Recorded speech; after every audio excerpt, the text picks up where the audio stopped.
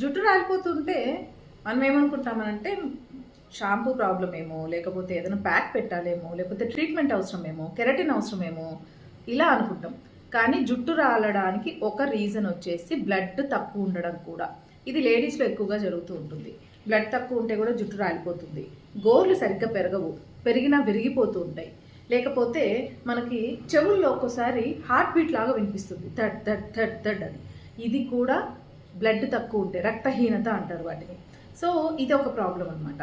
త్వరగా నీరసం రావడము, అలసిపోవడము, పడుకోవాలి అనిపించడము, లేకపోతే గోర్లు తొందరగా విరిగిపోతూ ఉండడము, నాలుక మందంగా అయిపోయి నాలుక లావ్ అయిపోవడము, తెల్లగా అయిపోవడము, చేతులు కాళ్ళు చల్లగా అవ్వడము, బల్పము లేకపోతే మట్టి ఇలా తినాలనిపించడము, ఈ రీజన్స్ అన్నీ కూడా బ్లడ్ తక్కువ ఉంటే జరుగుతుంది. ముఖ్యంగా లేడీస్లో ఇవన్నీ ప్రాబ్లమ్స్ ఉంటాయి. కాబట్టి బ్లడ్ ఇంప్రూవ్ అవ్వడానికి మనకి మంచి న్యూట్రిషన్ అనేది కావాలి. మీకు ఒకవేళ తెలుసుకోవాలి అని ఉంటే బ్లడ్ అని టైప్ చేయండి. మీకు కావాల్సిన న్యూట్రిషన్ టిప్స్ నేను మీకు పంపిస్తాను.